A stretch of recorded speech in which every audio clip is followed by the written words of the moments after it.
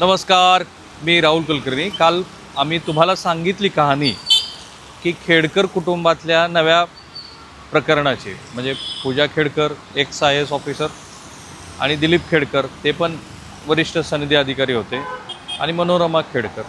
तर काल ते ऐरोलीमधनं येत होते, एक त्यांची गाडी होती, त्या गाडीबरोबर एका दुसऱ्या टँकरचा काय ती गाडी घासली, त्या दुसऱ्या गाडीमध्ये असलेल्या क्लीनरचं त्यांनी अपहरण केलं असं त्या गाडी मालकाने तक्रार दिली।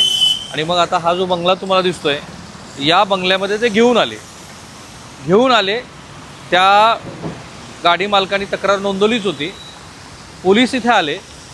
पोलीस इथे आल्यानंतर गाडी मालकाच्या तक्रारीनंतर त्यांनी तो जो बिहारी बंगाली होता क्लीनर त्याला सोडल्यानंतर खऱ्या कहाणीला सुरुवात झाली। म्हणजे आज जो FIR माझ्या हातामध्ये आहे, कारण त्याच्या आधी आता नवी मुंबईमध्ये बंगल्याची दृश्यही तुम्ही बघा। नवी मुंबई आणि पुणे ग्रामीण ह्या दोन्ही पोलीस स्टेशनचे लोक इथे जवळपास आज 3 तास हजर होते। समोरचा तर गेट जे तुम्ही आत्ता बघितलं, त्या गेटमध्ये तर काही त्यांना जाऊ दिलं नाही। दिलीप आणि मनोरमा खेडकरांचा फोन पुण्यातल्या ह्या बंगल्यामध्येच ते ठेवून गायब झालेत असं आता पोलिसांचं मत आहे। रबाळे आणि पुण्यातल्या चतुश्रृंगी पोलिसांनी दोघांच्याही मोबाईलच्या लोकेशनचा शोध घेतला आणि त्यांच्या असं लक्षात आलं की ते तर इथेच आहेत। आणि मग त्यांनी काय केलं, पोलीस आतमध्ये गेले, मागच्या गेटनी गेले, कारण तिकडे पलीकडे जे तुम्हाला दिसतंय ना, तिथे त्यांनी एक नोटीस पेस्ट केली होती। त्या नोटीसचे तपशील मी तुम्हाला सांगितले की मनोरमा खेडकर नवी मुंबईचे पोलीस इथे जेव्हा आले तेव्हा त्यांनी काय केलं की हे गेट उघडलंच नाही। आतमध्ये गाडी त्यांना दिसत होती पोलिसांना की ती ज्या गाडीतला तो काय घासली गाडी आणि त्यातनं वाद झाला आणि मग त्या क्लीनरला अपहरण करून त्यांनी या घरामध्ये आणलं। ती गाडी इथे दिसत असताना त्यांनी गेट नाही उघडलं, पण या गेटच्या आतमधनं तुम्हाला हे जे प्रांगण दिसेल आतमध्ये, तिथे कुत्री सोडली त्यांनी। आतमध्ये दाखवा ना त्यांना, आतमधलं प्रांगण असं वरून दाखवता येईल आपल्याला। तर ती कुत्री सोडली आणि पोलिसांनी तक्रार दाखवली, नोंदवली। त्याप्रमाणे काय घडलं, नवी मुंबईला गुन्हा दाखल आहे।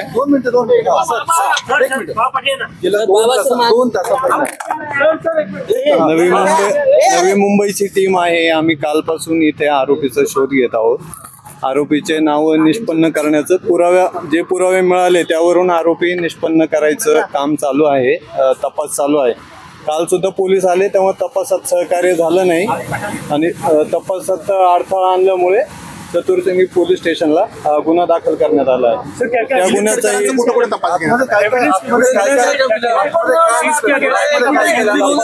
तपास चालू आहे। आरोपी नाही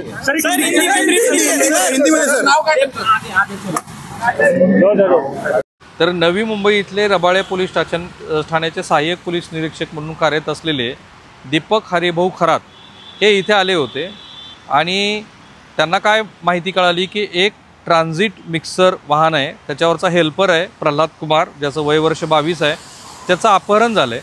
आणि ते जेव्हा या गुन्ह्याच्या तपासाकामी इथे आले तर त्यांना असं लक्षात आलं की आरोपी महिला, म्हणजे ज्याच्यावरती गुन्हा दाखल झाला आहे, मनोरमा खेडकर यांनी गेट उघडलं नाही।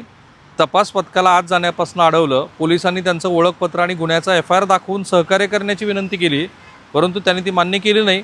मनोरमा खेडकर यांनी दुपारी 3 वाजता पोलिसांना सांगितलं की मी पोलीस स्टेशनमध्ये हजर राहते, पण त्या काय हजर झाल्या नाहीत। मधल्या काळामध्ये त्या त्यांच्या वकिलाशी पण बोलत होत्या आणि मग पोलिसांना असं लक्षात आलं की गुन्ह्यात वापरलेली लँड क्रुझर, ज्या गाडीचा नंबर आहे MH 12 RP 5000, बंगल्याच्या पार्किंगमधनं गायब झाला आहे।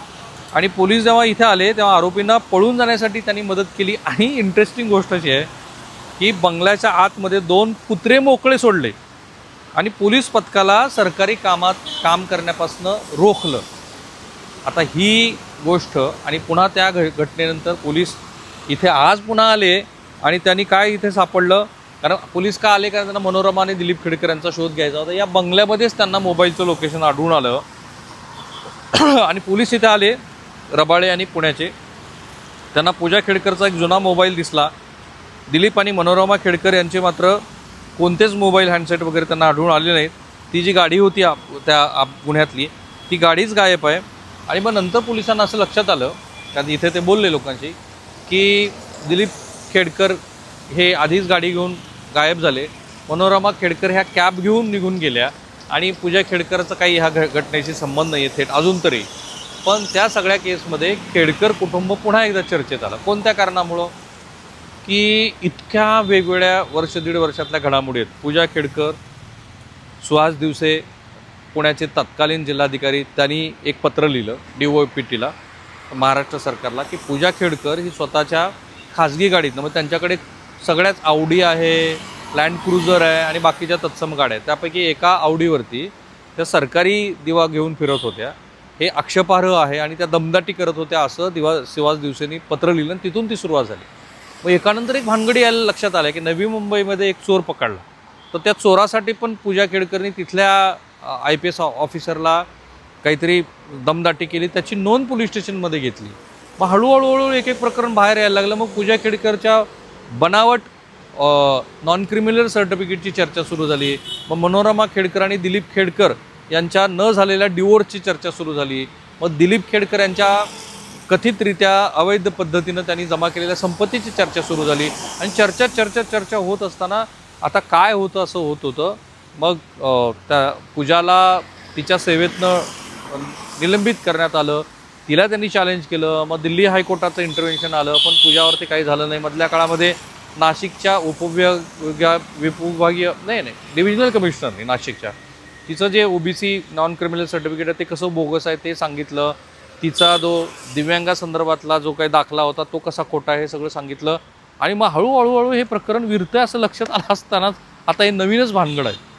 आणि त्यामुळं विजय कुमार वगैरे सारखी मंडळी असं म्हणतात की पैसा आणि कुणाचं तरी प्रोटेक्शन ह्या जोरावरती आपण काहीही करू शकतो या विश्वासातनं खेडकर कुटुंब हे अशा पद्धतीचं वर्तन करतं आहे. कारण मधल्या काळामध्ये मनोरमा खेडकर यांनी जी काही जमीन खरेदी केली होती मावळ भागामध्ये, तिथल्या शेतकऱ्यांना बंदुकीच्या धाक दाखवल्याच्या व्हिडिओवरून नंतर त्यांच्यावरती गुन्हा दाखल झाला आणि त्या बऱ्याच काळ फरार होत्या.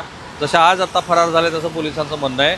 रायगडमध्ये त्या सापडल्या नंतर समाऊ, त्याच्यात पण आधार कार्ड त्यांनी काही बनावट केलं वगैरे अशी तक्रार होती. तर हे असं खेडकर कुटुंबाचं त्यांचा बंगला आणि ती चर्चा. बाय द वे हे पण त्यांचं जे काही आहे हे फुटपाथ आहे, त्या फुटपाथवरती अतिक्रमण केलं अशी चर्चा तेव्हा होती. मग महापालिकेनं भला मोठा असा एक काय ते खोदकाम करायचं साहित्य आणून एक्सकॅव्हेटर हे हटवलं होतं, पण पुन्हा जैसे ते आहे. काय म्हणणार तुम्ही याला? जे काही तुम्हाला म्हणायचं ते ह्या व्हिडिओच्या कमेंट बॉक्समध्ये म्हणा. आणि थँक्यू सो मच की आम्ही सोप्या साध्या मराठी भाषेमध्ये हे जे गुन्ह्याचे संदर्भ, त्यातले कायदेशीर तपशील, कशामुळं काय हे घडतं आहे हे सगळं सांगतो आहे, ते तुम्ही हजारोच्या संख्येनं बघत आहात. त्याबद्दल थँक्यू सो मच. थांबूया.